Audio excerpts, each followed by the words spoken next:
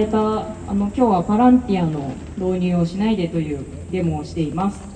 今年に入って行われた自衛隊と米軍の最高幹部による訓練で、米国データ解析企業パランティア製 AI が使用されていたことが報道されています。報道によれば、防衛省はパランティア製 AI を長距離ミサイルや自爆ドローンの標的選定などに使用することを検討しており、一部はすでに試験的に導入されています。パランティアはただの AI データ解析企業ではありません。アメリカ中央情報局 CIA からの出資を受けて設立されたパランティア、軍事化された AI や監視技術の提供によってイスラエルによるパレスチナの占領とイスラエルによるパレスチナのジェノサイドにも積極的に加担してきました。同社はジェノサイド以前からイスラエルと技術協力を行ってきましたが、以降はイスラエル軍への支援を拡大し、ジェノサイド遂行を可能にするためテクノロジーを供給する戦略的パートナーシップをパランティアとイスラエル軍は結んでいます。防衛省の皆さんがやってることの抗議です。パランティア導入どう思いますか？防衛省の皆さん、自分の身危険じゃないですか？米国によるイランへの違法な先制攻撃においても標的の選定にパランティアのシステムが使われました。攻撃が始まって最初の24時間だけで1000カ所以上を爆撃し、学校を含む多くの民間人を巻き込んだ攻撃です。軍事以外の文脈でもパランティアは人々の安全を脅かしています。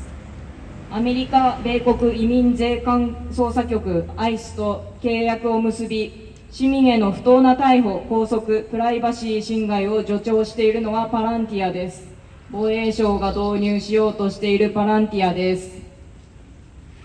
このような極めて悪質な企業のシステムを防衛省が導入することは国際正義にも憲法全文の理念にも反し、日本の市民社会をも危険にさらしかねず、決して許されません。はい、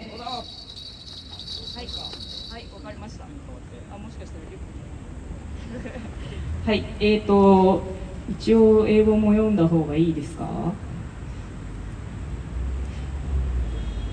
はい。It has come to light that AI developed by the US data analytics firm Palantir was used in training exercise conducted earlier this year by top-ranking officers of the Japan Self-Defense Forces and the US military. According to reports, the Ministry of Defense is considering using Palantir's AI for target selections for long-range missiles and suicide drones, and some of it has already been introduced on a trial basis. Palantir is not just a data analytics firm. Founded with funding from the U.S.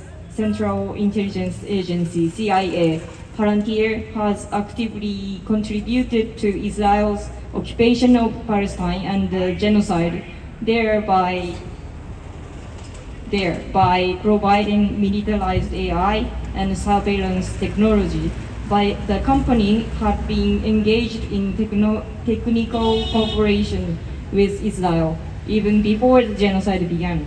But since then, it has expanded its support for the Israel military and formed a strategic partnership with it to supply technology that enables the genocide. Palantir systems were also used to select targets during the U.S. illegal preemptive attack on Iran. In the first 24 hours alone, more than 1,000 locations were bombed, resulting in attacks that caught many civilians, including those in schools, in the crossfire. Even outside of military context, Palantir threatens the people's safety through its contract with U.S. Immigration and Customs Enforcement (ICE), It is facilitating the unjust arrest and detention of citizens and the violation of their privacy.